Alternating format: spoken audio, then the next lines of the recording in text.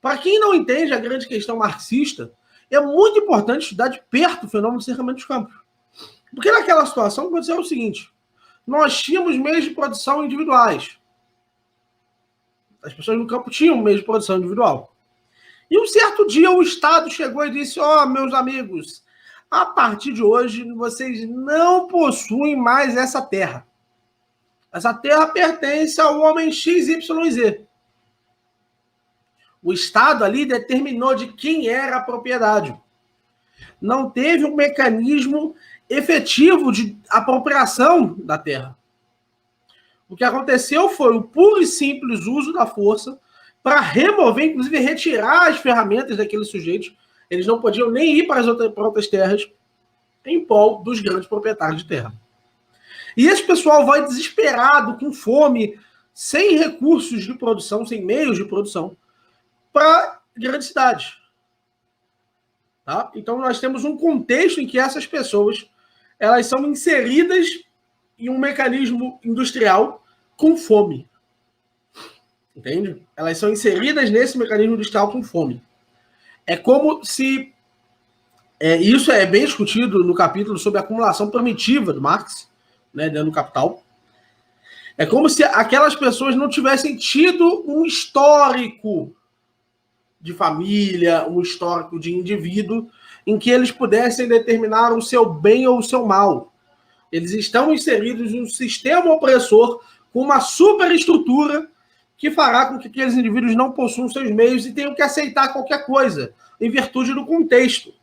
Então, como indivíduos plenos, eles não aceitariam aquilo, e nesse caso tem uma comparação muito simples, né? Como que era no campo, se aquele indivíduo que estava no campo aceitaria como é a condição hoje.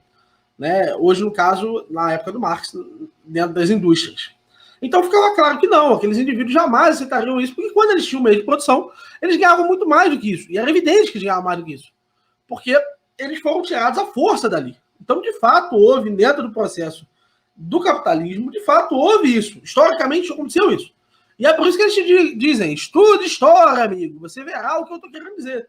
Porque, de fato, ao longo da história, o mercado foi sustentado, sim, com essas coisas. Aconteceram essas coisas. Não foi uma escolha do mercado. Foi uma escolha de alguns grandes proprietários, principalmente de terras, que expulsavam as pessoas para os burgos. Então, isso beneficiou a burguesia? Sim. Mas a burguesia nem estava envolvida com esse processo. Porque naquela época ainda não eram... quem tinha as terras era a pequena aristocracia. A aristocracia restante. Eram os nobres. Então você não tinha, naquela mesma época, você não tinha burgueses donos de grandes terras. Eles estavam com as indústrias, eles estavam com... não apenas com as fábricas, mas também com os serviços de venda, né? Eles estavam atendendo as pessoas ali naquela época. Então, isso foi um grande conflito, historicamente falando. Entende? E eu acredito que a principal razão para a crítica marxista é essa. Então, basicamente, foi o seguinte.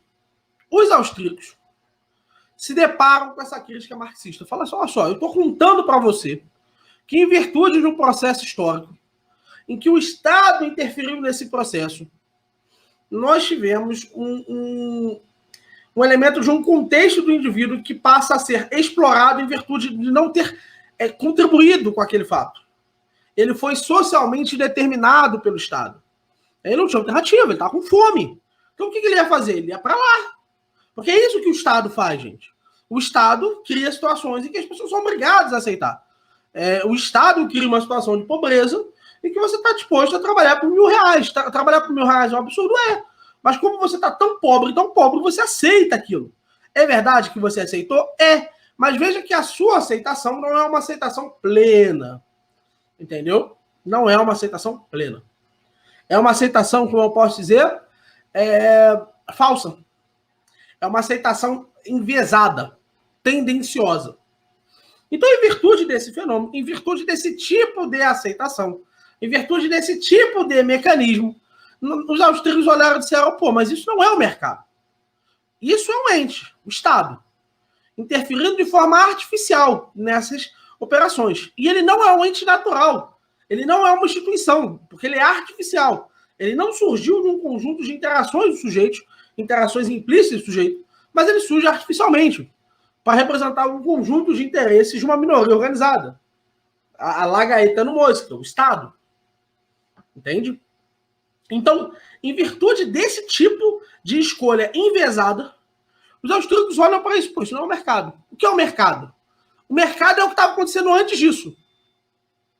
Olha só. Antes disso, historicamente antes disso, nós tínhamos um mercado pujante nos burgos, que estava acontecendo de forma voluntária. Aí os austríacos olham e dizem, o capitalismo não era isso. Isso aconteceu historicamente, mas historicamente a minha definição de mercado precede essa, porque precisou haver acumulação de capital para haver as fábricas. Senão não tinha para onde ir esse pessoal. Então o que eles dizem é, historicamente, nós temos a melhor definição.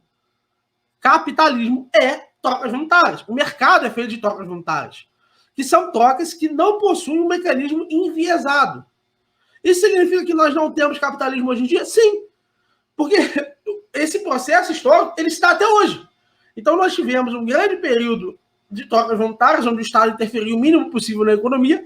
Inclusive, parabéns à Igreja Católica, muita gente mente isso. A Igreja Católica interferia muito pouco nas trocas privadas. O feudalismo não foi um grande monstro.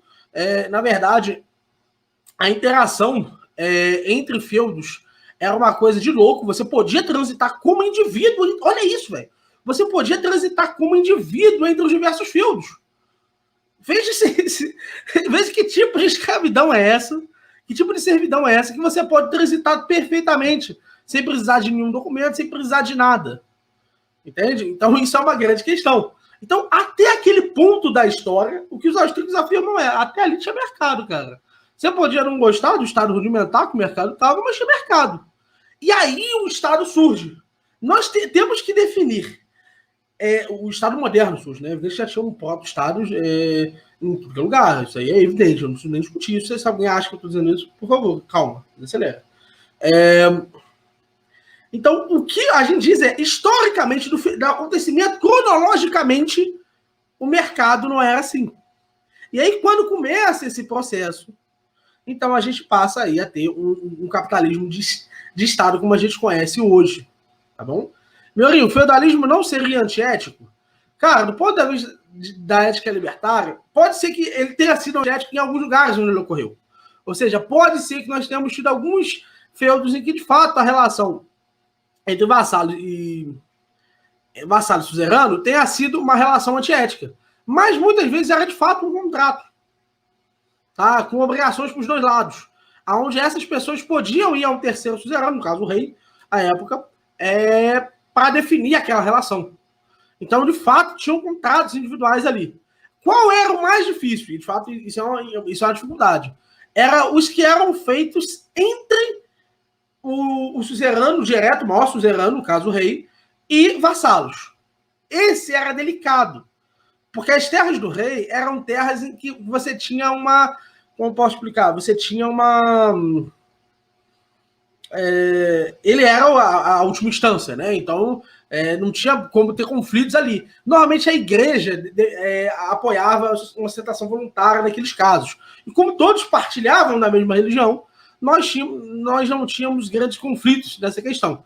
Mas sim, algumas vezes pode-se dizer que, principalmente nas terras do rei, onde o rei tinha um pouco mais de autoridade, muitas vezes você tinha fiéis, você tinha servos não fiéis, né?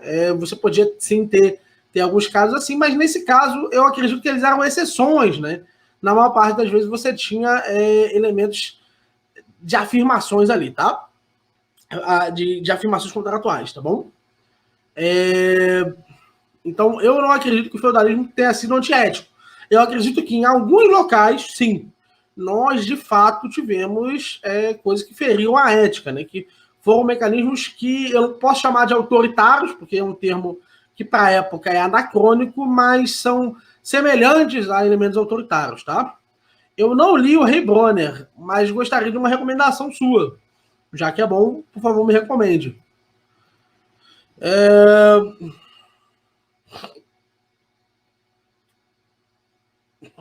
Continuando. Dito isso, se é esse o problema que os austríacos querem resolver, então eu respondo claramente. O que nós estamos afirmando é o seguinte: é que nós precisamos descrever um fenômeno que estava acontecendo antes. Precisamos ser capazes de definir o fenômeno. Ah, você quer definir? Não. Isso era, até ali era laissez-faire e aí passou a ser capitalismo, tá? Você pode utilizar esse conjunto de nomenclaturas, mas dizer que nós chamamos de trocas voluntárias à toa é algo injusto, porque nós estamos descrevendo um processo que aconteceu. Que mesmo que tenha sido amparado em estruturas monetaristas à época, foi o começo do mercantilismo, nós tínhamos, em grande parte, livres trocas. Então, estamos descrevendo um processo histórico que aconteceu antes do cercamento dos campos. Se estamos descrevendo esse processo histórico, tem que dar um nome para ele. Você quer dizer, aconteceu o laissez-faire ali? Tá bom. Tudo bem, para mim de boa. E aí você fala, não, e daí em diante foi capitalismo. Tá bom, é uma definição sua. Mas dizer que nós chamamos capitalismo sem uma forma mais justa, isso é injusto com os austríacos, que precisavam explicar um fenômeno histórico. Inclusive, isso é uma das próprias alegações do Mises, né? É uma das preocupações centrais do Mises em torno dessa definição. Porque é uma noção de que nós precisávamos entender em que ponto nós fomos livres. Porque se a liberdade nunca tivesse sido possível, se sempre que você retomasse a história, você visse, não, aconteceu algum processo em que algum Estado fez isso, então é evidente que não haveria o que se falar de laissez-faire. O laissez-faire seria um conjunto ideal, e não real de coisas. Entende? Então é nesse sentido que o Mises traz, de uma explicação de um fenômeno real. Beleza?